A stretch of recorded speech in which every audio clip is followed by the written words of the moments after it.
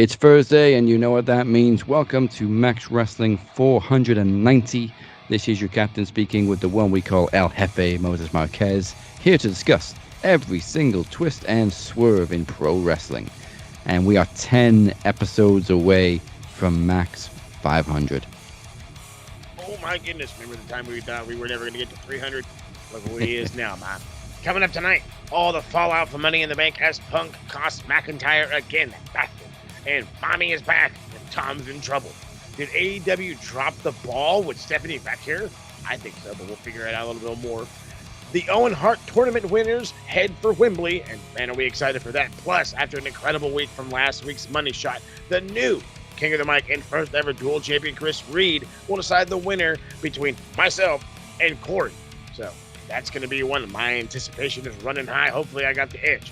But of course, it would not be a lovely episode of Max Wrestling without a major announcement from the captain. So make sure you're subscribed right here on the YouTube. Follow us on the SoundCloud, Spotify, Apple Podcasts, wherever you get your podcasts. And head on over to the beautifully done website, maxwrestlingnet.weebly.com for all your links and a whole bunch more. Yeah, so before we get to any of that, let's start with some fun stuff because some people think that a figure four is a math problem. And as a result, this is shit Mark say. Stop listening to Scott Steiner. I'm going to tweet me and my friend Mark. We're going to stop watching. You're a whiny bitch. I got three, but they're not as juicy as usual. So let's start off with I'm just Dio. Hey. Responding to reports of Stephanie Vacker. This was before it was announced that she was going to WWE, had contract offers from AEW and WWE. I'm just Dio said, please, Cthulhu, save her from AEW. She deserves to be on the biggest stage. Ooh. I mean, very odd choice to pray to, considering Cthulhu's like the destroyer of worlds. Okay. But come on. He's praying. Yes, WWE is the biggest stage. Like, as far as exposure goes, money goes, reputation goes, all that shit. But would it have been so wrong if she'd have gone to AEW? Like we said, did Tony drop the ball with her? You said you think so. I think so too. He probably offered her enough money. But I'm sure. When your only appearance is basically jobbing out to Mercedes, and you carried the whole match. Oh, yeah. And you looked fantastic doing it. Tony, you should have booked her to win. Yeah, that or some chicanery, something or another. Okay, so here's my thing, because I'm very on the fence. I'm, as much as I'm like, she could have absolutely been here in AEW. She could have had more than a cup of coffee. She could have been more than a Jahoob. But remember when we signed Deanna, and I continue to use Deanna Purrazzo as for a reason. Remember when we signed her, and remember how much hype she had and all the hoopla, blah, blah. Where is she now? She ain't on Dynamite. She hasn't been on Dynamite. And I'm not saying that that's like the only place you need to be. But in reality, on NXT, you're going to be on NXT. Yeah. No matter what. Like, they seem to be fitting every motherfucker on there and still bringing in cats from fucking TNA. So. Well, Shawn Michaels was the one who announced it, so she's definitely going to NXT. Which makes a lot of sense, you know what I mean? Especially somebody who's brand new into the eyes of WWE. Normally, I would shit all over the idea these motherfuckers don't know shit about outside world. But it's the hell, we didn't know. I knew that she did a little bit of Stardom work, but it was mainly CMLL. But in retrospect, It's good that she's going to WWE. Let her kill it in NXT. Because here's where the kicker comes in, where I'm like, he dropped the ball, but and again, remember the whole like prioritizing new signees and where they're at and blah blah blah. Remember, all these people end up not working out in WWE anyway. Yeah. And if it's one of those ones where it's a fucking turd right off the bat, I don't really think it is, but heaven forbid, it's one of those, well, it didn't work out for us. And they let her go. She can go right to AEW. It's not a problem. She can go right to TNA. It's not a problem. But this was for her gaining exposure in America. Let me use that terminology. WWE was her better choice. Yeah. And it was perfect timing too, because she's going in with a lot of hype. Oh, hell yeah. Like you said, we're not going to pretend that we knew a whole lot about her before Forbidden Door. But she damn sure showed who she was at Forbidden Door. And all of a sudden, she's on everybody's topics list. Everybody, fam. Everybody's. All right, up next. Wrestling fans defending an hour of ads on a pay-per-view is proof that brainwashing and conditioning works. Very good. Actually, none of these are bad. I agree with both of these.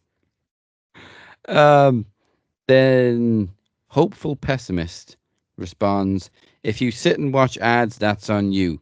I'm getting a drink, getting rid of a drink, grabbing a snack, talking about the previous match.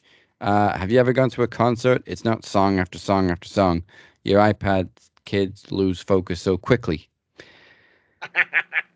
That's a good one. It is annoying, though, when you've got 10 minutes worth of ads between every match. Yeah.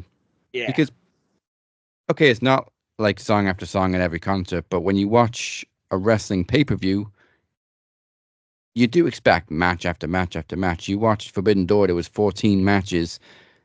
It was match. Yeah. And I mean, maybe if, for some reason, I'm the guy in the middle today. I don't know what's going on. Something's happening. I haven't had enough of my drink. That's probably what it is. But again, this is one of those, if AEW could add for the important matches, a little video package prior to. Yeah. Cool. But yeah, no, fucking full-blown commercials. Like we're watching Raw or SmackDown, because that's how long these ads were. It's either they had a fucking 10-minute video package because you paid the $10 a month on Peacock. I don't know why you would or whatever. Or you're like everybody else who's just like, okay, well, I guess I'm paying, fucking $5, whatever, paying the whatever, and I got to deal with all these ads. But yeah, for what is it, the as we call it, the Triple H special, the brand new In Your Houses for the 5 matches. Yeah. We're getting full-blown commercials. 5 matches. We had a 2.5-hour show. How is that supposed to happen? And in all honesty, most concerts are song after song after song. Like they may take a short pause in between a couple of them just to say hey, how y'all doing? But you don't get 10 minutes of adverts in between songs. That's right. Yeah. Maybe you get that's again, as a former concert goer, especially the festivals, you had no break. The breaks were, here comes on the next band. Okay, well, they're over there playing, and they're over there playing. But yes, it is song after song after song. Maybe the good old-fashioned Blink-182 pauses where they start singing about, all the curse words in the world or whatever. Yeah. Also, these are premium live events. Hey. Now, when you say premium, I associate that with ad-free. That's what YouTube wants to charge you through the nose for. I ain't paying for fucking YouTube Premium. Premium prices on Netflix, you get less ads. Same with Prime, whatever. So all them bitches. Yeah, that's why we pay for no ads. Pay for no ads. Yeah, it's not pay-per-view anymore. It's pay for no ads. Hey. Oh God! And finally, Joseph says Martha Hart is a hypocritical word I'm not going to repeat, but it begins with C. Oh, come on. And then he explains himself because she swore she wanted her family to have nothing to do with wrestling after Owen died, not WWE, all of wrestling, until Tony came along and lined her pockets. There's a reason the rest of the family doesn't speak to her. No, she didn't say just WWE. She just all of wrestling. She did say she had a problem with WWE because she never stopped Owen getting inducted into all these other Hall of Fames, just the WWE one. It wasn't NWA or Stampede that her husband tragically lost his life doing in a stupid accident. Mm-hmm. Beyond stupid. That's an interesting one. Okay. So again, I don't really understand how you can't understand why she's doesn't fuck with WWE like that. Again, as you pointed out beautifully, hell, I remember. I think I was even watching that pay-per-view when Owen. Yeah, let's just Me say too. that like that.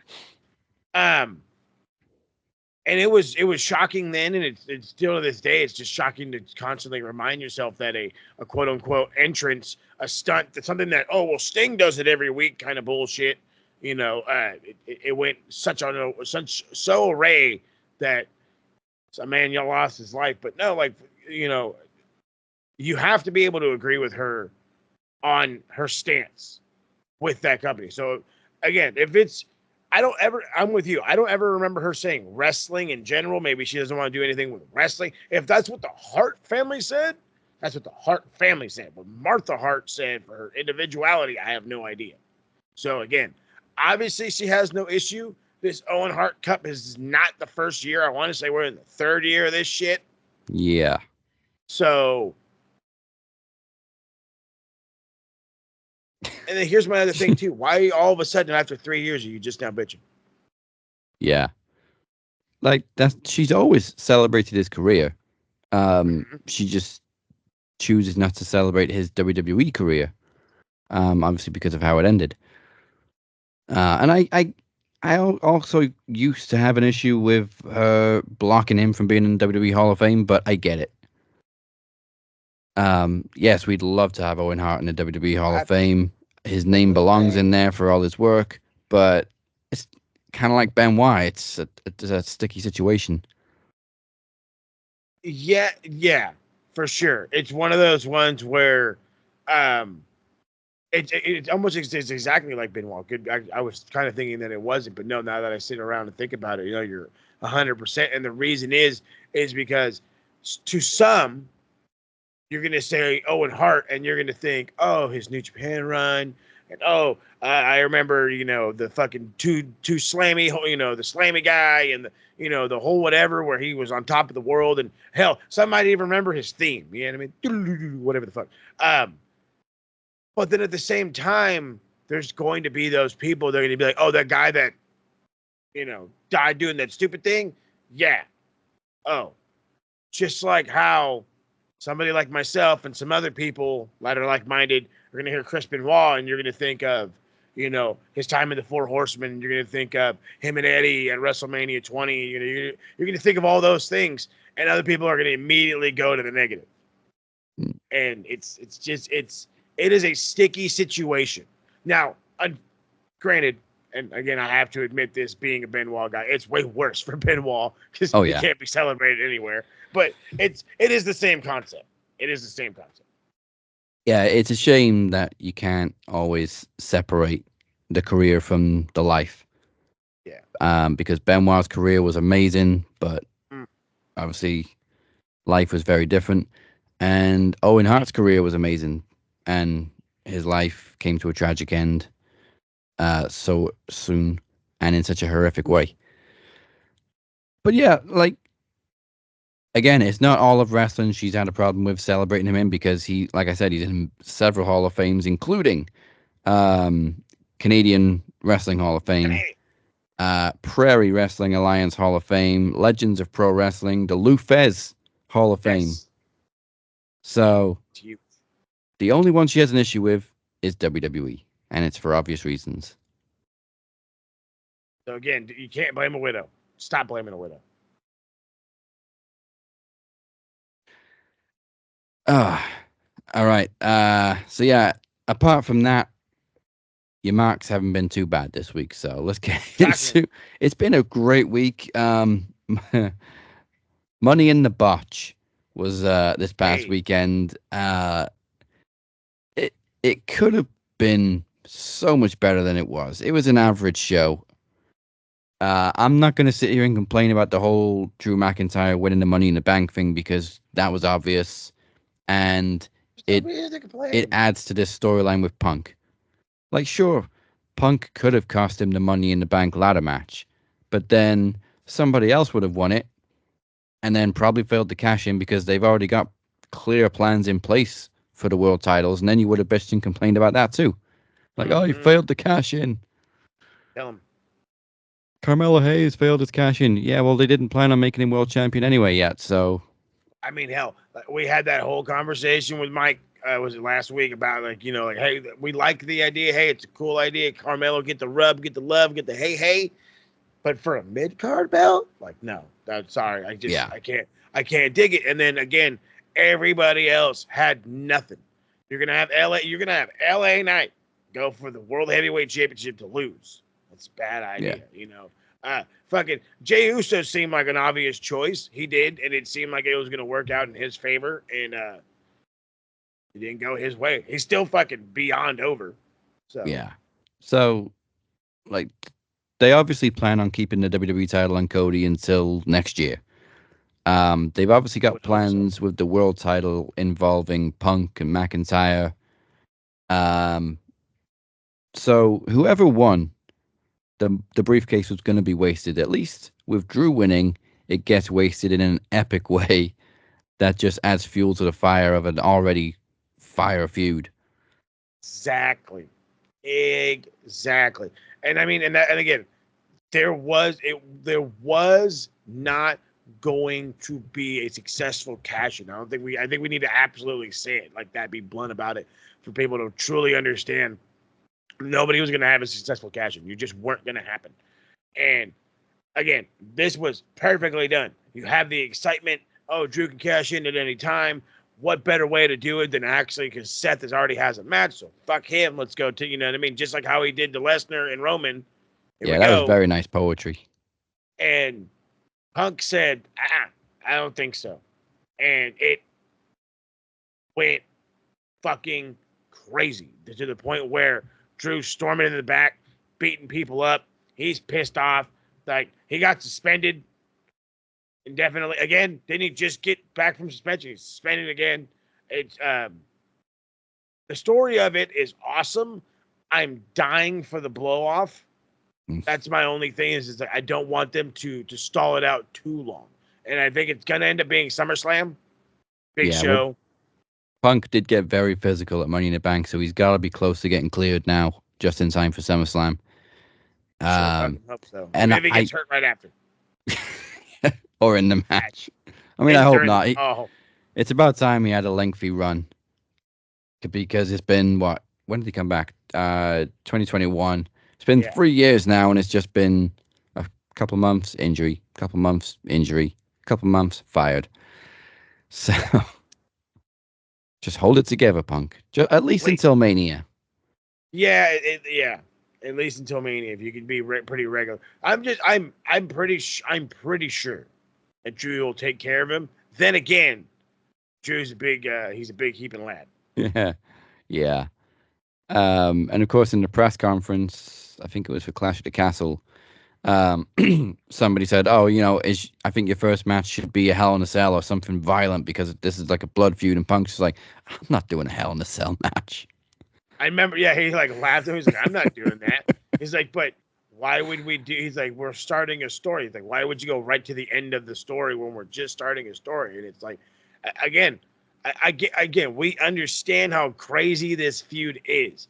And yes, in a way that kind of already means like even if they have a regular match, you're pretty much sure that some chicanery is going to go down. But what if it doesn't? In an ideal world, you could do the match at SummerSlam and then a Hell in a Cell at Bad Blood because that's coming back in October, I think. And of course, it would be, what is it, 25 years to the day since the first Hell in a Cell. So it would be perfect in an ideal world. But do you really want to put Punk in a Hell in a Cell with his track No. record? Not really.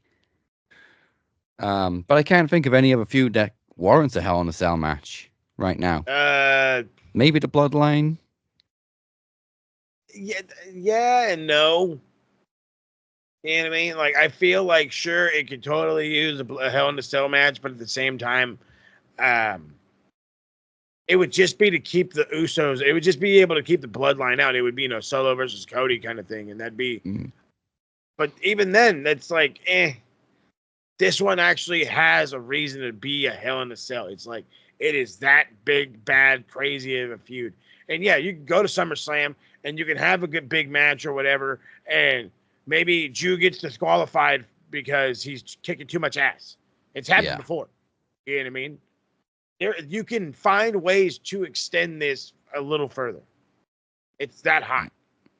But this show was full of botches. Hey. Zoe Stark missed one on the ropes when she went for a springboard. The worst one, I think, was the music guy missing his cue for Drew's music. So the ref goes to count 3. There's no music. Priest doesn't kick out, and the ref just like, oh, yeah, it was 2. God awful. Gigantic botch there. What other botches did we have? I want to say didn't the men's ladder match have a botch or 2? There was one other move botch that I can't think of.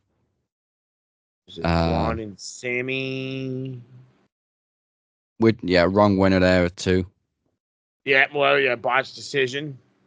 That's for sure. Well, another botched decision for me was putting the 6-man tag on last. There was just no reason for it. Other than it's the main event guys. Yeah, but I mean? You've also got a world title match that you put on halfway through the show, which ends in drama, extends the hottest feud going, and instead you put on a random 6-man tag to close the show with no surprise. Like, they announced it was going to be the 6-man tag, and we're like, oh shit, maybe Roman's coming back, or something big's going to happen at the end. Nah, it's just Bloodline beat up Cody, and they leave. That's it. That's it. That's how you close a PLE, which is supposed to be one of your big 5. Yeah, and that's thank you for saying that. So, believe it or not, the TSK actually did review Money in the Bank. These episodes are going to be dropping hella late, and there's nobody's fault but my own for that one. So we'll deal with that later. But no, and that was something we pointed out. We had pointed out as well. It's. Oh God, I lost my train of thought. Yeah, totally lost. I just don't know why it ended with a 6-man tag. Oh, that's right, the 6-man. Well, again, to go back to the fun part of main event guys, you as you said perfectly, the fucking world title should have been at the end. Belt the drama. Hell, you could have had the women. You could have had a fucking Money in the Bank ladder match at the end. You know what I mean? Yeah. You could have did some other kind of way. Probably better off doing like the women's to end it or whatever. But still, there was a different way you could have ended this show. You didn't have to do a 6-man tag. I don't think the 6-man should have opened it. But unless like Roman was coming back, unless who did fucking Kyle keep saying in the TSK? He kept saying Hikuleo was going to show up. And now if another member of the Bloodline showed up, fine. I mean, it's like the 900th one, and that's okay. Yeah, it is like NWO 2.0. That was the other botch. Tanga missing the fucking low blow twice. Oh, that twice. Jesus. And I've seen some people blame Kevin. Kevin didn't even move before he went for the low blow the first time. He went for the low blow, completely missed him, and just like slapped his butt cheek. Kevin Owens steps forward. He goes to do the low blow again, and because of the positioning of the pile driver, like Kevin can't see what's going on behind him, he just fucking whacks Tanga in the head under Kevin's legs. That was just beautifully done. It was amazing. I thought it was fantastic. I was just like the best low blow botch ever. The best. It really was, because it's like, oh, I fucked up once. Here we go again. Well, I still kind of fucked it up, but I hit it, I think. Yeah. And sure. But yet, here's the fun thing, and here's where I could go ahead and flip back to the old me. When AEW has won, the fucking internet is rampant. Yeah. And there was probably 5 or 6 that I can name off of probably just fucking the main event and like the women's ladder match alone. There's quite a few botches, and again, as I said in the fucking review with the boys, this is wrestling. Shit happens. Mistakes happen. Yeah. I'm not gonna give them too much fucking shit, especially the ladies, because they were out there fucking every year. Every goddamn year, these ladies are out there extra killing themselves in these ladder matches. Just extra-fied. And every single time I swear that it's a better match than the men's. Yeah. The men's is always too obvious. Yeah. There was almost another botch. Sammy went for a moonsault off the barricade, and luckily Braun Breaker stepped forward in time to catch him before he broke his fucking neck. Seriously. But yeah, I don't think Sammy should have won that match. I love Sami Zayn, but you got so much momentum on Braun Breaker right now. And it wasn't even as if it was a lucky win. Like it was a back and forth fight, which Sami Zayn somehow got the better of. I got John Cena versus Sami Zayn vibes. Yeah. But this time, Sami Zayn, Braun Breaker, was way better for some fucking reason. And yeah, no, here's the Sammy should have lost to Chad Gable. Yeah. He should have lost to Chad Gable. We really shouldn't even, it should have been Chad Gable versus Braun Breaker. Oh, hey, Chad Gable beat Braun Breaker. Oh, okay. Oh, that means he's a strong champion for sure. Whatever. The end of the story. You know, we're not even bitching and complaining at this point. But to leave it on Sammy, to maintain this delusion that he's better in this instance, in a lot of instances, and he's not, is just downright crazy. Sammy, again, we love Sammy. You know, he's the original, honorary Uce, all that fun stuff. I love his time in the Bloodline. It was fantastic. It was great. Don't get me wrong. But Braun Breaker is quite literally, I said it last week, he's Goldberg. He's WCW Goldberg. He's fast. He's strong. He's powerful. He's angry. He cuts way better promos. He just he doesn't concuss himself before he heads to the ring. Like he's safer. There's many advantages of him not being actually Goldberg, by the way. But yeah, he's what Goldberg should have been. Thank you. Beautifully put. He is what Goldberg should have been. A lot more trained, way more polished. In fact, kid shines. He does. And given the proper opportunities, not, beating 3 guys one night, dumb kind of shit like that. This, and he absolutely should be Intercontinental Champion right now. He should be. He should be the most dominant Intercontinental Champion we've had since Gunther. Almost called him Walter. But that should be the idea. Is the IC champion is this unbeatable guy, not. And I'm not trying to downplay Sammy, but he just looks like the guy that keeps getting lucky right now. Like, yes, he is working his ass off, but Sami Zayn will always be an underdog. Even as champion, he will always be an underdog. Even though he said, I'm not the underdog anymore, I'm the champion on Raw. I don't give a shit, fam. You're a fucking underdog, okay? You will always be. One of the most shocking things from Money in the Bank, probably John Cena. I mean, his appearance alone was shocking because shit wasn't leaked. Nobody expected that. First of all, I love how they called Trish the host of Money in the Bank. She came out for that one segment to introduce John Cena. She didn't host a damn thing. She introduced Cena. That was it. That was all she came to work for. Well, I say she lives around the corner, probably. Yeah, right. I live down the street from the arena. But like we knew the clock was winding down, but to hear like confirmation from Cena to actually say, look, this is my last run. Just shocker. And, I'm not going to sit here and say I was always his biggest fan because I don't think many of us were in those late 2000s, early 2010s, Cena was more than divisive. But Yeah. we've all come to respect him. I think we've all come to appreciate him more as we've got older. Hell yeah. And he's got this aura that you can't deny. He's a household name, and the fact that he's literally having his last matches now. He's going to have his last WrestleMania at the one coming up. But that's not going to be his last match, though. He said he's going to work the entire 2025. Yes. With a couple of breaks in between, obviously, for filming and stuff. Something about 40 matches. Yeah. Over the whole year of over the entire year of 2025, which is going to include an elimination chamber and a rumble. What he said, and a rumble. So John's ready to go. He's ready to go to work. I mean, he may be balding, but he's ready to go. It may be it's his last time, so he's going. I don't want to say it broke my heart, but it put me in the feels. You know what I mean? It's like, you're putting it beautifully, man. It's one of these things where you grow up hating the super villain. And then when you finally grow up, you understand why the villain is the villain.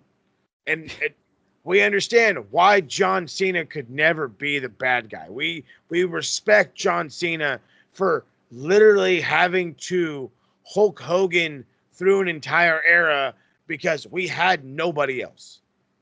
Nobody else that was going to draw the way he drew, whether we want to believe it or not, whether we want to argue it or not.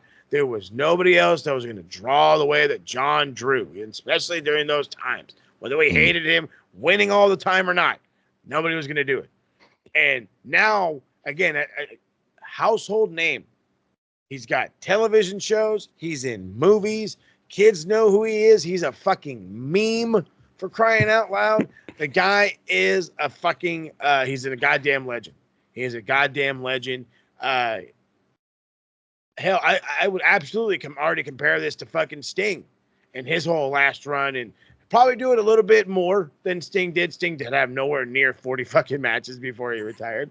So he's going to do a little bit more work than Sting, and that's okay. So maybe after this run, regardless of the records, regardless of the Bruno Sammartinos, of the Bob Backlunds, of the Hulk Hogans, maybe this is WWE's icon, at least for our generation. I mean, people talk about Mount Rushmore all the time, and Ric Flair, Taker, Stone Cold, Rock always get mentioned. And it's tough. Like, who would you replace for John Cena? Because he's got to be on there somewhere. I think you put Ric Flair on the wrestling one. But if we're talking WWE specifically, you can probably replace Cena with him because Flair, most of his career was in WCW and NWA, where he made a name for himself. Oh, yeah. You have to, exactly. What, all the 2-year run in WWE, WWF? If you really want to get technical. And then he came back and had a late run when he was already established. But oh, yeah. I mean, you've got time world champ, all that shit. So Cena's up there in the echelon, but like, who do you have as his last opponent? Does he have one last title run? Oh God! Honestly, my immediate guess for both of those is Randy Orton, and yes, because again, another one of the things that the boys talked about in the TSK. Does this, just like Sting went out tag team champion? Yeah. Do you break Ric Flair's record? I say yes. Yeah, right. Yeah, I know. We know it's more. Again. I absolutely say yes. Give him the 17th World Championship. Doesn't have to be the Universal Championship. He doesn't have to beat Cody. He can beat whoever is fucking world champion at the time. I was thinking, who was I considering? That maybe he could win the World Heavyweight Championship sometime before the end of this year and then defend it against Gunther. Ooh. And have him, pass the torch. Yeah, I mean, technically, Cena's never had this version of the world title. It's a different lineage to the big gold belt that we had before. So it would technically be his first time holding this one. There you go. There's another one. And then again, it's world titles. It doesn't say specific world championship of any kind. So any world championship works. So yeah, Randy it's got to be a given. He's got to get one last match in there with Punk. For sure.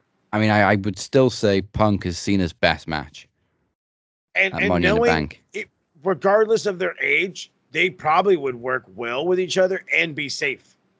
Yeah. I mean, Cena was super safe in the ring. Incredibly. Like, he was the one that would get hurt in his matches. Like, the one with Sami Zayn, he got injured before he even got in the ring when he did the whole let's go thing. So that wasn't Cena's fault. Nope. Cena got his nose broken by Seth, so like I was gonna say, it's like that's Seth's fault. He's torn his pec. So Cena's the one that's always gotten injured, and he's always taking care of his opponents. He's a good dude, man. Yeah, we shit all over him. The older we get, the more we appreciate him. But the funny thing is, we all turned on him for the same reason we loved him in the first place. Because he was Super Cena, because he was beating everybody. He's the ultimate baby face, and it just got to a point where that guy should have won. Deep down, it was sometimes we feel it's all right, cool, fine, whatever, Super Cena all day long, but let that guy win like once, and then you can go back to Super Cena. We never got it, which sucked. But at the same time, I think deep down, the obvious thing is people wanted the heel turn. Oh, he's got to be a heel again. Oh, he's got to be a heel again. I would just say bring back the Doctor of Thugonomics, and people would have shut up right after that. I remember a time where a lot of people had already turned on him, and I was still kind of a fan, and they were like, why do you still like Cena? I know he's cool. But then I think my turning point was when he made Sabu tap out. Yeah. Sabu doesn't tap out, especially to... I mean, we've just praised Cena, but I got to be honest, the worst looking STF in the world. Hey, it's garbage. I love you now, Cena, but the STF still sucks. Like, it doesn't look convincing. No. Just because you're screaming and flexing, you're not convincing me that you're hurting that guy. I can see the gap between your arms and his throat. And it's a massive gap. But yeah, it is the end of an era. It's the end of, holy shit, 22 years in the business. Well, in WWE. Yeah. That's the only real business he was in besides OVW for, I want to say, 2 years at most. I had not long started high school when Cena debuted in WWE. It's crazy. It fucking is, though. And it's even crazier that I'm really looking forward to a full year of Cena working and possibly being a world champion again. Please. But one last thing before we go to a break. We were talking about Hell in a Cell and how there isn't really any other feuds than Punk and McIntyre to have a Hell in a Cell match, but we definitely got one in the women's that's worthy of one because Mommy's back. Oh, huge pop, which we knew was going to happen. Small complaint for me that they didn't really do anything with the return. Like she ran down, stormed down to the ring. Liv had already hightailed it. Mm-hmm. And we didn't really get much of a confrontation with Dom. She kind of got in his face and then they left the ring. Maybe they were under time constraints or something, but I kind of expected more from her return. We're probably going to get it next week on Raw, but anyway. Probably get a nice whole segment about the whole beating or whatever. But yeah, no, I'm with you. Jaw droppage, the whole whatever, everything about this segment was great, minus the little bit of I don't want to. I say it left some meat on the bone. You know what I mean? It left you wanting to come back for Monday Night Raw next week. But yeah, like she could have just said like you're sleeping on the couch or something. You could have hit him with a one-liner one time, and I think it would have been a little bit better off. But we talk about this feud and the women's feud, and I could just imagine how much it's going to be because again, remember, there's already animosity between the two. Yeah. Given the fact that Liv had taken the women's world heavyweight championship away from Rhea, now she's trying to take her man. So it's a lot. It's a lot of I don't want to say the process, but it's a lot of a build already. And I'm mad excited about it. I mean, Can't wait to see where it goes. I'm also loving all the fucking like individual like pieces that they're trying to do. How this feels very Triple H and Stephanie, or Triple H and Trish. Yes, that's the exact vibes I got. And it's working perfectly. Whoever is telling, and I'm sure it's Triple H. Whoever's telling Carlito to just go with it. Oh my God! Bless you. Carlito is a treasure. Because I have never laughed so hard in all of my days and rewound a fucking clip over and over and again. And I think we pointed this out in other times. If you can break Damian Priest where he's got to go from English to Spanish to yell at you, it's a win. It's a win. I think maybe that's what Carlito's been tasked with doing. Like, you know how Truth would always try and break people, break character? Yes. Carlito's got to try and do that with Judgment Day mostly. But it's working. I'm so glad he's back. It's like, look, Dom, it's not that hard. It looks pretty hard to me. He's like, hey, ¿qué pasa? And it's like they're all. The thing was, I was like, are they mad that they're looking, or are they mad that they pointed it out? Like, what are you guys really mad about? It's still a PG show, Carlito. Wait till we get to Netflix. Oh, God. I can only imagine. Oh, jeez. But yeah, I'm looking forward to how this goes. I've seen a rumor that it's possibly going to be title versus if Rhea loses, she leaves Judgment Day, which wouldn't be a bad thing because she's been getting babyface pops for the longest time, despite being part of this heel group. And I think she's kind of outgrown the Judgment Day. She would do so much better on her own, even though we love seeing her put all the guys in their place. Oh, yeah, no, again, as I constantly say every fucking week, it's not like we don't like her where her position is currently. It's just she is one of those ones where she don't need nobody. She is a bona fide superstar. Yeah, she's a 100% face. She's been getting all the face love. I really never really see her get any negative.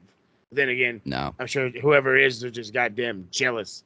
But I think that would be a great little feud or a good little stipulation. You know, lose if you lose, you leave Judgment Day. If not, you know, you're fucking world champ, and you still get your man, which could then still just lead to Dom eventually leaving. You know, it could be the breakup, either or. It could lead to a breakup of the Judgment Day, or at least parts of them breaking off. So you know, it builds, and that's all that's fucking important. That's all that's important. So after last week's successful nonsensory, it's now time for the Cap to jump into the announcement ring, and he's got a few things to address.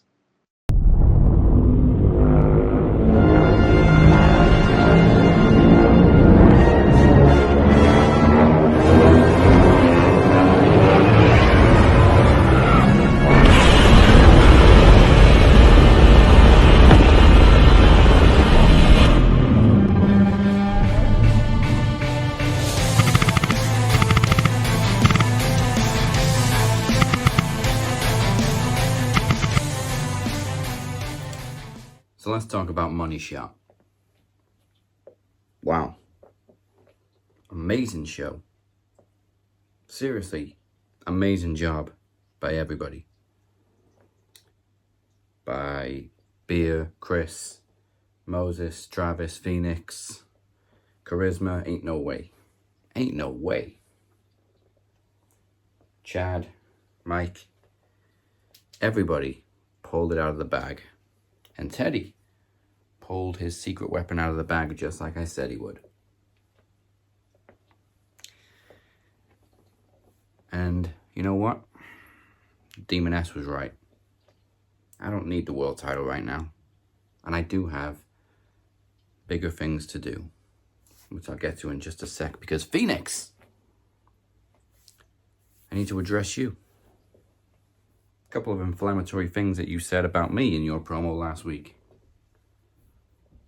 But I don't want people to be mad at Phoenix for the things he said about me, because in a way he's right. I have lost control of Max Wrestling to Anon Mascaras, and Anon Mascaras has screwed people over. Anon Mascaras became a thorn in Moses Marquez's side last year. He became a thorn in Beer's side this year. And he's become a thorn in everybody's side ever since. And now he's become a thorn in mine. Now, Phoenix, you know fully well that I couldn't do anything about Anon Mascaras because I made a deal with him for him to have full control of Max Wrestling. And you know why I made that deal. But we're not going to talk about that. That's between you and me, right? But you are right about one thing. I do need to take control of Max Wrestling back again. And that's what brings me to this point. Anon Mascaras. You have spent the last 7 months pissing everybody off, especially one of my oldest friends, Mr. Beer. And don't think I didn't notice that little glitch in my feed last week. I know that was you. And of course, I heard what you said at the end of my promo. The doomsday clock is ticking. What was it? Just under 28 days, right? Which, by my calculations, brings me to Promo Slam. Now, I don't know what you have planned for Promo Slam, Anon. But let me tell you what I got planned. I plan on taking back control of the ship that I built. So, on behalf of everybody that has ever worked for Max Wrestling, on behalf of everybody that has had interference over the past few months, or on behalf of everybody who has been glitched, I hereby challenge Anon Mascaras to a match at Promo Slam. Winner has full control of Max Wrestling. And the loser leaves Max Wrestling for good. In the words of John Cena, Anon, you could say the last time is now.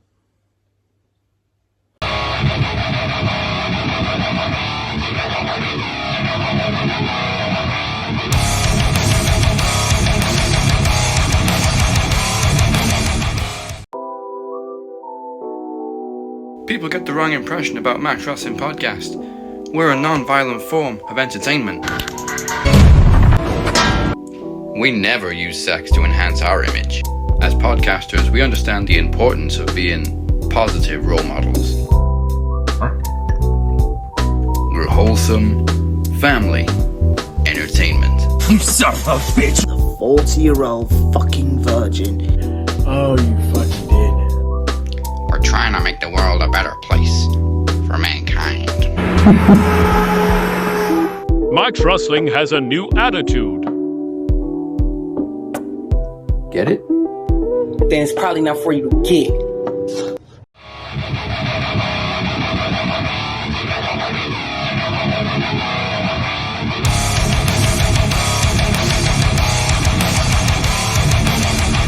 And obviously we've just been talking the good and the bad of WWE, but I had to point this out because there's really? It sounds like they're either gonna buy it or they're just heavily sponsoring him. It's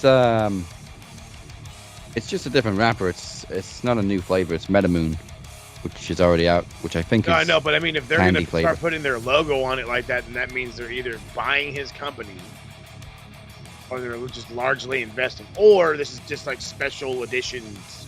Yeah. Whatever have you. Because we got a Twitter version, we got this, and that. But all that aside, welcome back to the Cap and Mo Show. This is your captain. He is El Jefe. Speak his name, and he appears.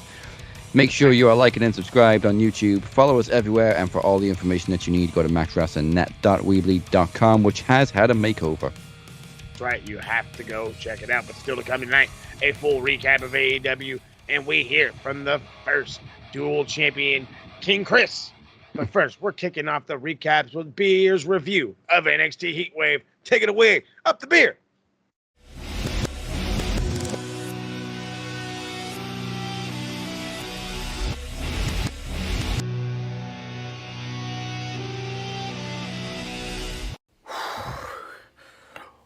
What's good, people? This is Beer. This is your NXT Heatwave review. My, oh my, oh my. I'm lost for words of that premium live event. Oh, God almighty. I didn't expect much coming into Heatwave. After, obviously, the Money in the Bank, the backlash of Money in the Bank, really, all this with Drew McIntyre, and obviously with the failed cash-in. So there was a case of, Heatwave's not going to provide much. I am never been more happier to be proven wrong. Let's get into this show, right?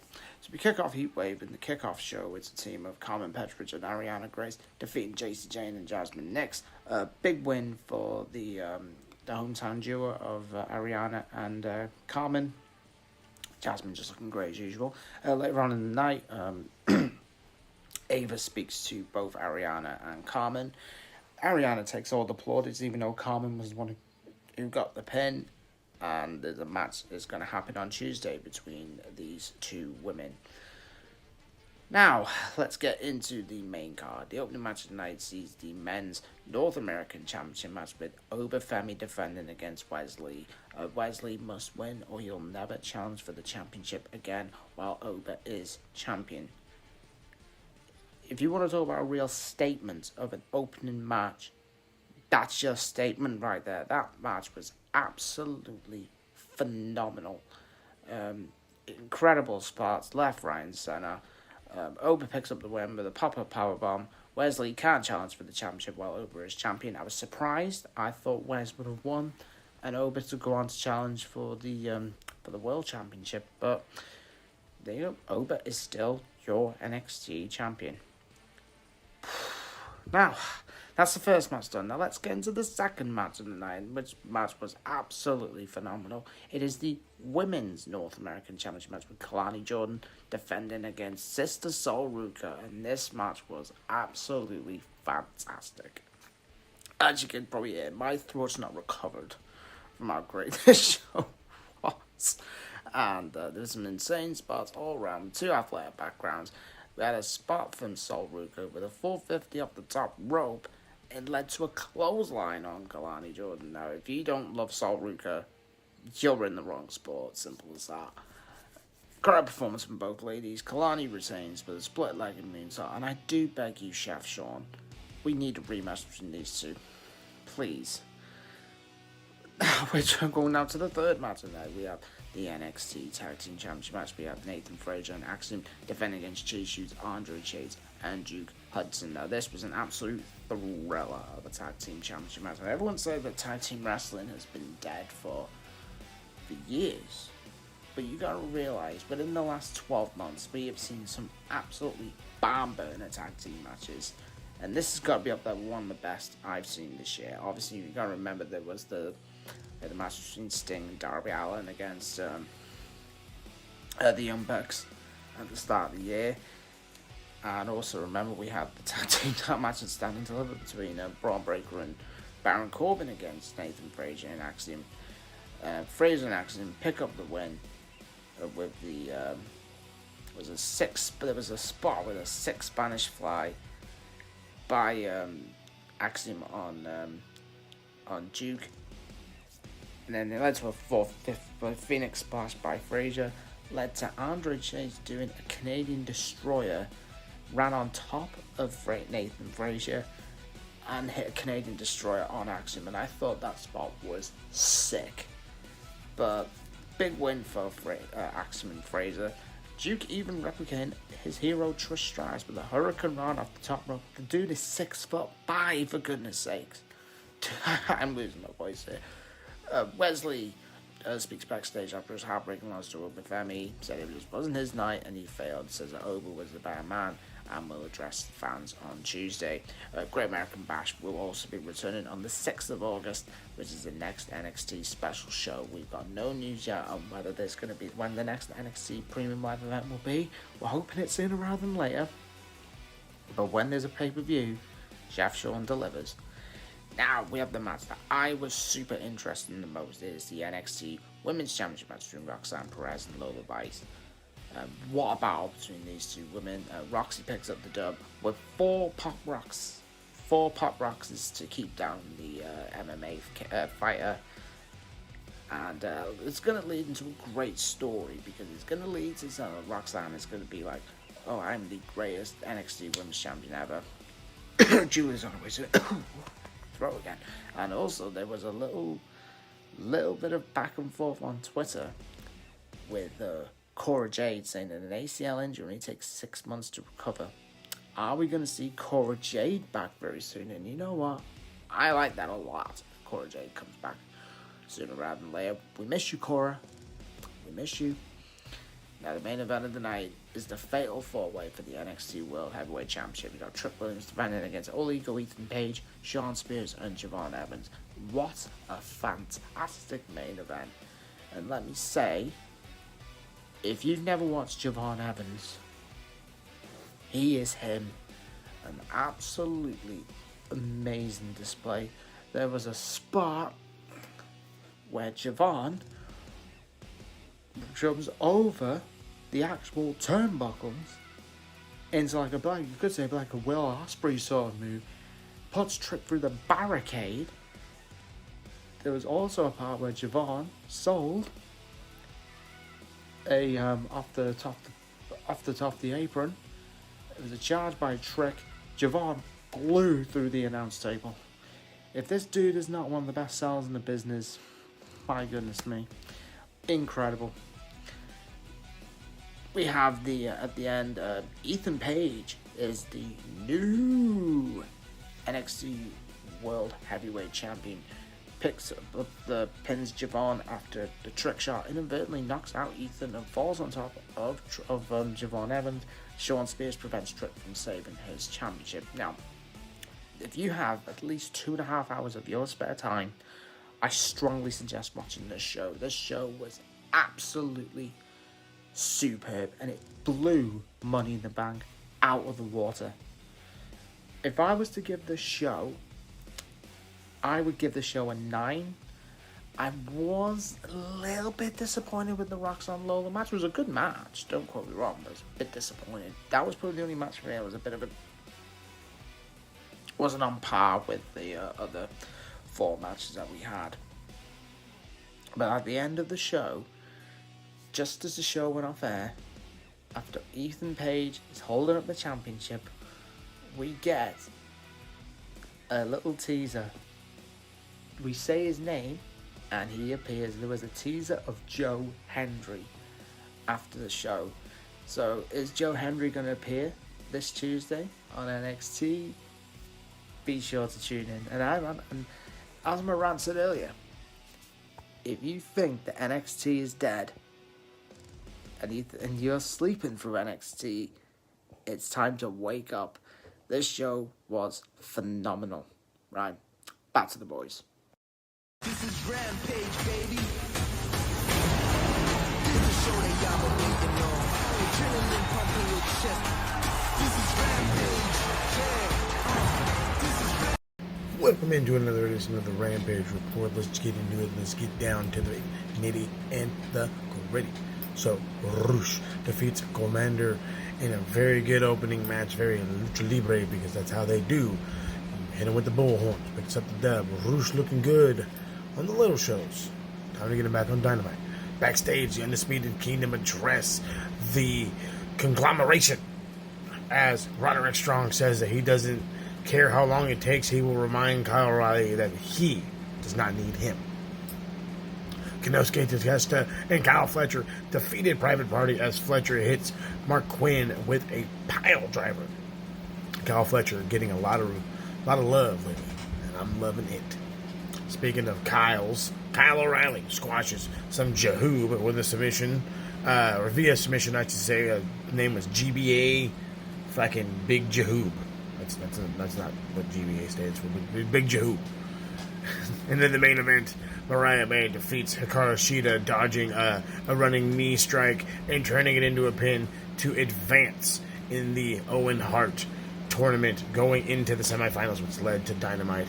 And oh, trust me, we're going to get into all of last night on Dynamite. So we're going to stick with it.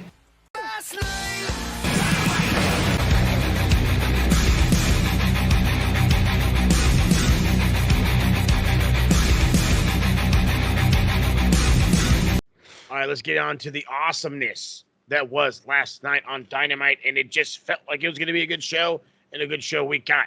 So Will Ospreay opens up the show, comes on out. He puts over Danny Garcia as a workhorse, voices his disgust for MJF's actions, calling him a coward, and calls him out. He wants to settle a few things. MJF's music hits, and we're waiting for his arrival, and well, then he appears on the Tron because it's fucking heel MJF time, ladies and gentlemen. So he says Canada does not deserve his presence. He is the flavor of the millennia and will not be replaced. He then challenges Ospreay for the International Championship next week on Dynamite. Later on in the show, Tony Khan makes that official. So a bloodied and battered Bryan Danielson defeated Hangman Adam Page with a surprise pin, with Jeff Jarrett as special enforcer, then turned referee in the final of the Men's Owen Hart tournament. I was a little shocked when I saw him rip his shirt off and he had a ref shirt on. But then again, sometimes you actually like Jeff Jarrett. Sometimes. This was one of those times. Just one of those times. So we're getting Danielson versus Swerve for the world title at Wembley. Martha Hart comes out, and her and Jarrett present Danielson with the trophy and the belt. Before Swerve comes out, Danielson gives him the ring. Swerve says that there is no doubt after beating Will Ospreay that he is the best in the world, and that he will do what Danielson failed to do, which is lead Team AEW to a victory against Team Elite. Every time I hear Team Elite or The Elite or whatever, I immediately think of WCW and the battle of WCW versus NWO. So yeah, it's not negative yet, but don't fucking let it go forever. God damn it. That was their detriment, I promise you. No Dennis Rodman. Nope. Rodman in a Stampede street fight, because he would fucking murder people in this. Chris Jericho bounces around from every goddamn gimmick he ever has and defeats Samoa Joe by a ref stoppage after driving a goddamn forklift, pallet jack, whatever the fuck, through a goddamn wall. Hey, Colt Cabana, how you doing? Interesting. They're trying to kill Samoa Joe. 1 minute he's the fucking 1 minute Chris Jericho is the fucking kids TV guy. The next minute he's a wizard. Then he's a fucking certified forklift driver. So I don't know what the fuck's going on. You know what I love about wrestling shows is no matter what arena they're in, there's always a random drywall backstage for no reason. Random. When somebody needs to go for a wall, it's there. They're like, hey, what are you guys using this for? Nothing. Cool. Put it over there. Every fucking time, I swear to God. All right, Pac in a very good fatal four-way defeats Kyle Fletcher, Tomohiro Ishii. No, it's a triple threat. I swear to God, it was fatal four-way. Triple threat. No, because Claudio Castagnoli was in it. So oh shit, yeah. Fatal four-way. By the way, Tomohiro Ishii is talking about he wants to hang out all summer in America. I'm down. Pac sets his sights high on All In. He says the bastard will be back. His thigh is taped. I'm really hoping he's not fucking hurt again. Damn it.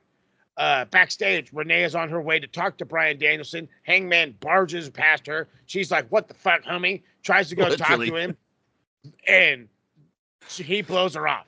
Just completely blows her off. Bangs on the Elite's door. Okada comes out. Can I help you? And he tries to bar back. Can I help you? And out come fucking Nicholas and Matthew. I'll do it. And now all is set in the ways, and it looks like Hangman will be a bad guy and eventually join the Elite. Probably. Who knows? We don't know. We'll figure it out by the month's end.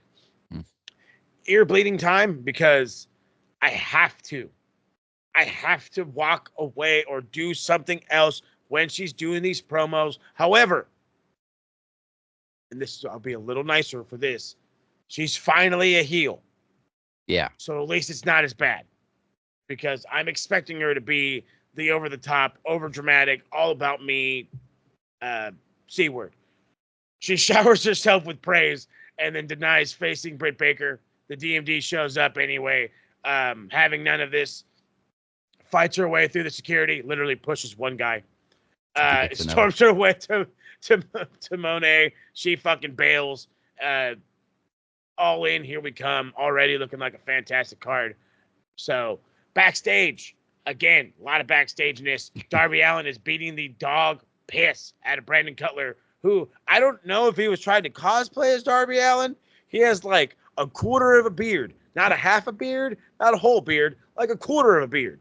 And like half the, I don't know what the fuck was going on with Brandon Cutler. He's on some shit. There's some legal substance going around in Canada that Brandon Cutler got a hold of. That's all I know. He's sending, anyway, Darby Allin sends a message to Jack Perry and to the Elite saying that his story is not over. I'm sure he will be a part of Team AEW. In the main event, it is the women's Owen Hart tournament final. Willow Nightingale versus Maria May. And boy, howdy, was this a good fucking match. Willow is already a very stiff wrestler as it is, and she goes up against Mariah May, who I swear to God believes everywhere she goes is still Japan because she's beating the shit out of everybody. This whole match was great. Stokely Hathaway does get involved, and so does Chris Statlander. This allows Mariah May to pick up the victory with a roll-up. She goes onto the stage with the trophy. Everybody's joyous or whatever. She grabs the belt and absolutely obliterates, just fucking blew her face out, Toni Storm, with this championship belt. Hits her with, that's when I think she hit her with something else, goes after Luther. That's when the gig happens, and Toni Storm is left absolutely a bleeding mess after Maria May destroyed her with her own shoe, setting up the beautiful match that is going to be Toni Storm versus Maria May for the AEW Women's Championship at All In. We were thinking Jamie Hayter's on the way, but guess what? There's another one from the UK who just may. From London, too. I was just going to say, isn't she from London? I wanted to say she was, but then again, we just rarely hear her speak. That's exactly. I'm trying to go off of the dialect, and I'm like, you're definitely not Liverpool, definitely not Everton. This was, I'm not being over dramatic or exaggerating. This was one of the best heel turns I've ever seen. It was vicious. It was violent. It was bloody. It was just a complete character change. And oh yeah, the switch was flipped. I think it was kind of unexpected too. Like, we knew obviously they were going to face each other, but nobody really called this turn. I think really what it was no. I think in reality we knew the turn was going to happen, but it had been so slowly built, and they had been so buddy and chummy. Oh, okay, fine, whatever. They blew it off. Nope.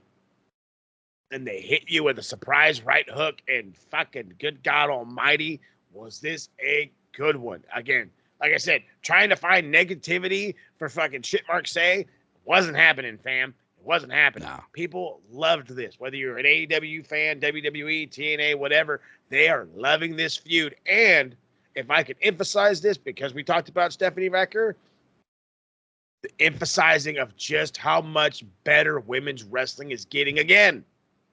I have to say it like that because remember the boom period, the last one? It overtook. It's slowly overtaken now. All I can say is, Tony, you better not fumble on Mariah May, because I guarantee WWE's got eyes on her especially after that turn. We always talk about Becky Lynch when she got her nose broken and how that was like her establishing moment as a badass. This was Mariah May's establishing moment as a badass, and we're probably going to be talking about this moment for a long time. Long time. I can't wait for this match. Perfect. And it was perfect. Credit to Toni Storm, too, because she sold the hell out of her beatdown. Give her a fucking Emmy, an Oscar, or whatever you want to give her. Give her fucking every goddamn actress award there is, because you swore to God this poor lady was dying. Yeah, it was like a horror movie. It did. It was, again, especially when she was digging that heel in. C'est magnifique. She was fine. I'm going to give credit to Luther, too, for that stage bump, because he took a nice roll through that table. He said, here we go. And a shot. It was literally Ralph Wiggum through the window. It really was. It's 1,000,000%. Perfect. Again, perfectly done. Excellent way to end the show. Sugar on top of a good Dynamite. Yes. We kind of should have known something big was going to go down when they ended this, when this was the main event. Because like it could have been Danielson and Hangman easily as a main event. But you put on, you give the ladies their moment, you turn Mariah May into a superstar. Good going. Superstar. It's so good. Yes, absolutely loved Dynamite last night. All In is taking shape beautifully.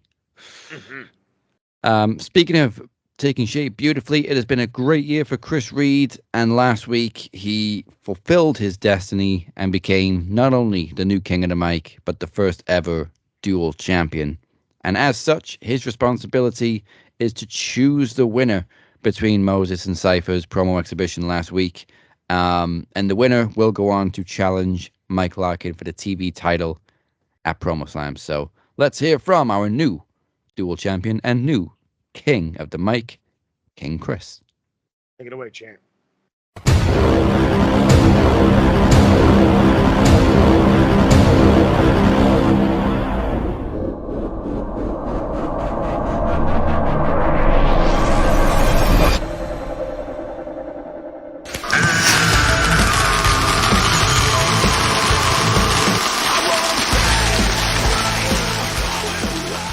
Chris Reed, I am officially calling you out. I'm not kidding, man. Get your ass out here. Daz, hit my boy's music. Chris, come on.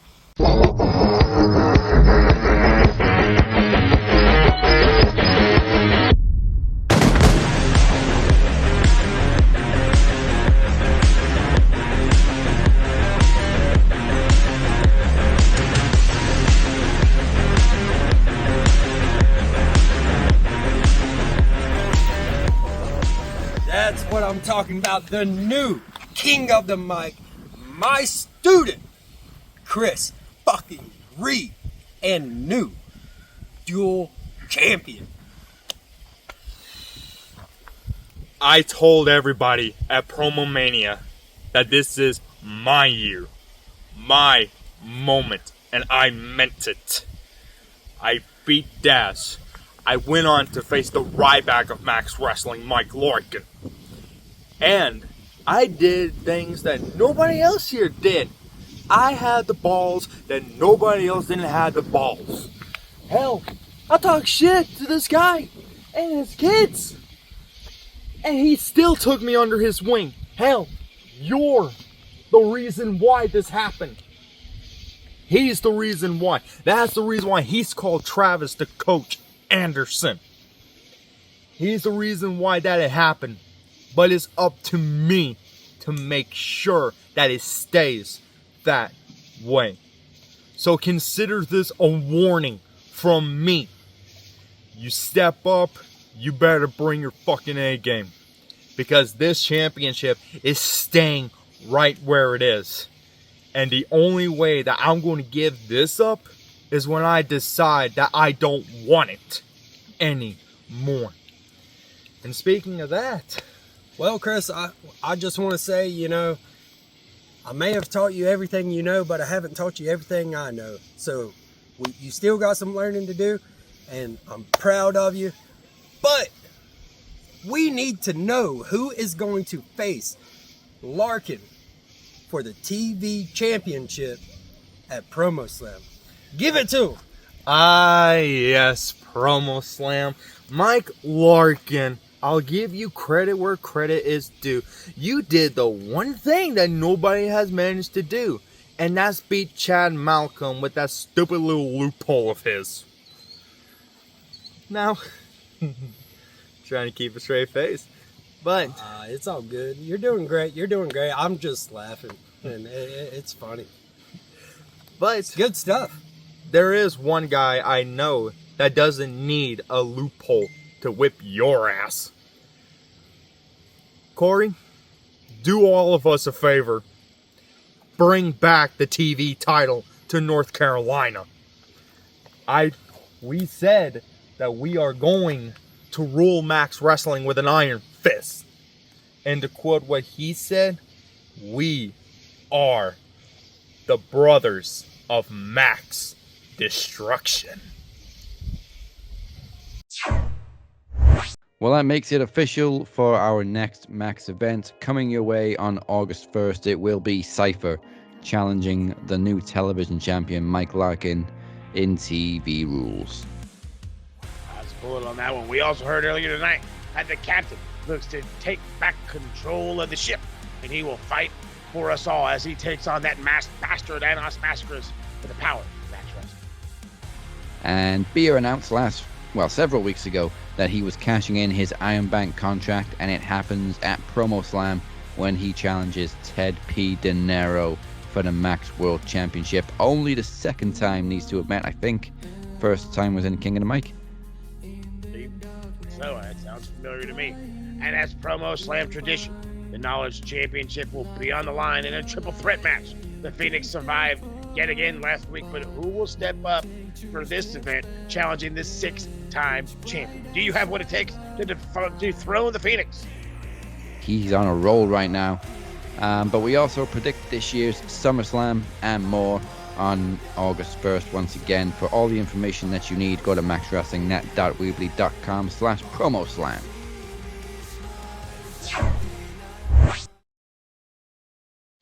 All right, it is time for the final couple of segments of the show. And I think we got a lot of points on both sides this week. We had a lot last week, but let's call out some bell ends and put some points on the bell end board. A bell end? You're a bell end, mate. Look, bell end 1, bell end 2, big veiny bell end over here. All right, let's see who gets the points this week. I'm just kidding. Okay, so I want to give. Who do I want to give some points to? There was somebody that was right smack dab on my mind. Lord have mercy. Who the hell was I thinking of? The WWE sound guy? Yes. There was somebody else. Oh no, I was calling him production guy the other. But yeah, no. So we'll give a whopping 3 points to the production fam. How you don't know when the finish is gonna happen, when they tell you the finish is gonna happen, you have communication that the finish is gonna happen, and you don't hit the button. It's called failing at your job. The referee literally counted 1, 2. And on top of that, again, they have these earpieces and they're telling you, like, hey, we're going home. We're going home. You know, so again, if you can't listen to your earpiece, but I need you to take your AirPod out and pay attention to work. 3 points to the WWE sound guy. Who else can get some? I don't want to give MJF points. He's a good heel. He's doing his job. Who else?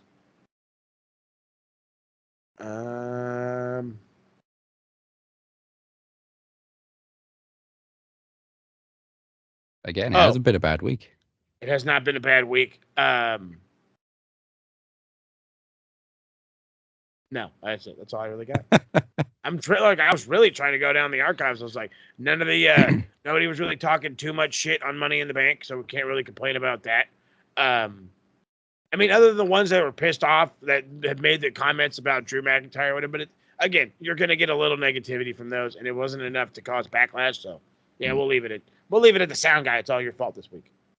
Yeah. I was going to say Marco Stunt, but it's not really his fault. But, like, you've been gone for, 2 years, and you still look 10. Hey! But it's not his fault. 11. Yeah. No, he is a child. Jack Perry murders a child. Yeah. Nice surprise, though. I mean, obviously, we got the history between Marco and Jack Perry. All right, then. If it's just a sound guy that's getting all the shit this week, let's find. I got plenty of points for the Bruvs this week. Let's put some good points on the Bruv board.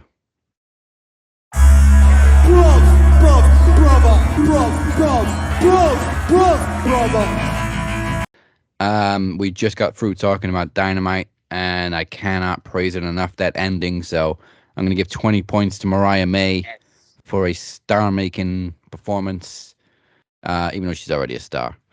Mm-hmm. Actually, that's her first time on the board. Sorry, Mariah. Oh, shame on us. You should have been on there before. I'm gonna give a point to John Cena for every year of his career so far. So that's 22 points for Big John. Down. Who else? Punk for getting physical and not getting injured. Hey. 10 points for Punk. And actually, you know what?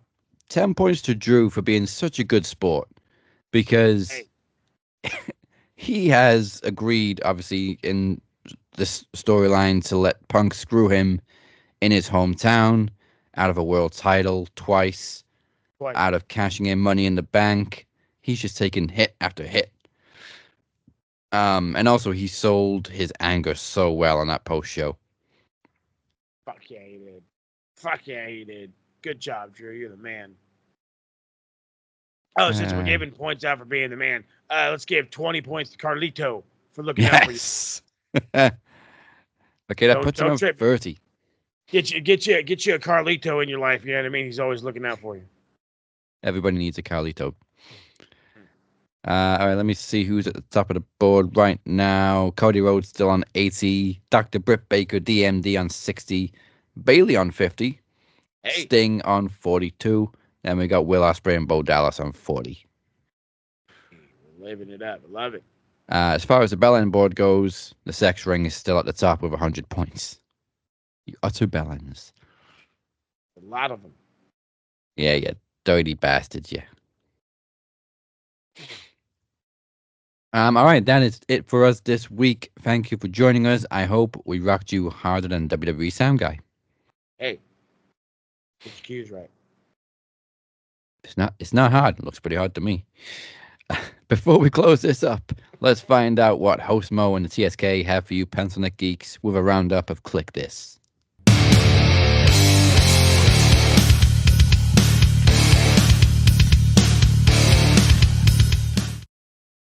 All right. So I had kind of already mentioned earlier that we had did a Money in the Bank review, and we even did a Forbidden Door review. Neither one of those episodes have dropped, and it's strictly to blame on the editor. You're looking at the editor.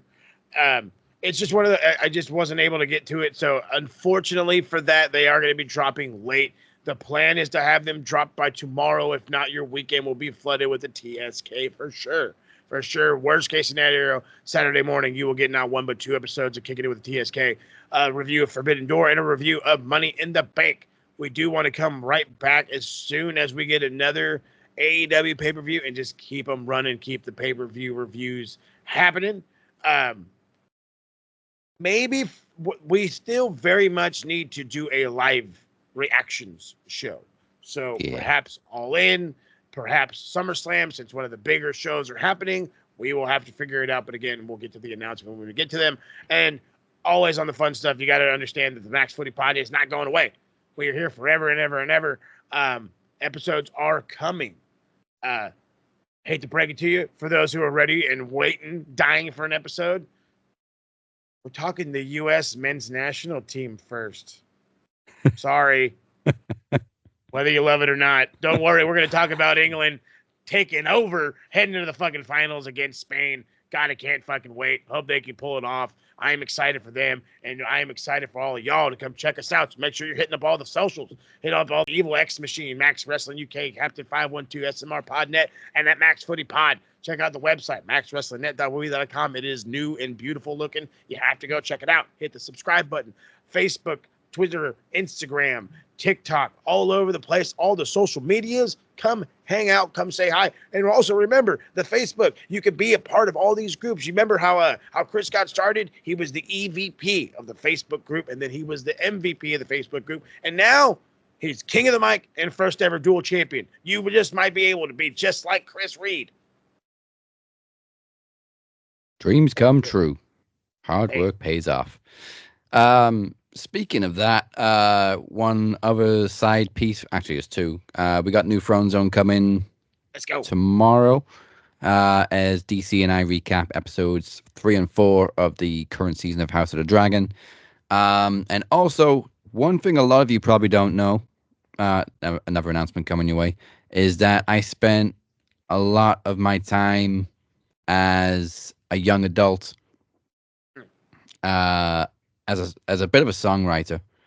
So on recently, hang on, I've completely lost my train of thought. So when I was like 17, 18, from that age onwards, and I've kept every single lyric that I ever wrote down for all these years. And recently I have managed to bring them to life. So on July 19th, I will be releasing an EP. Actually, I got them all right here.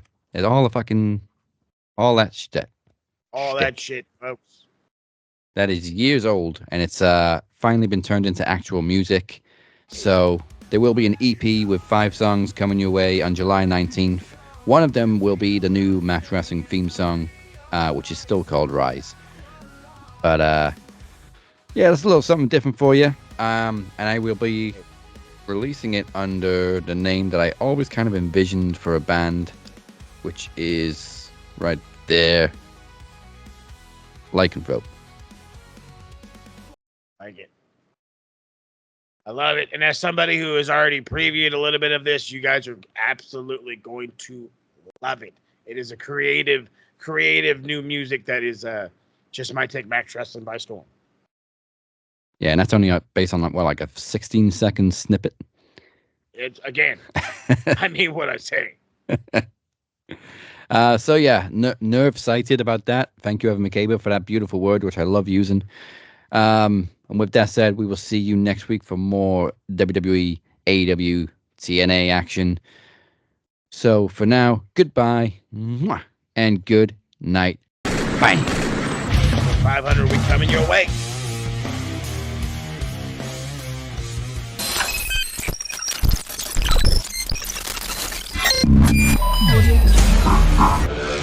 We are Legion.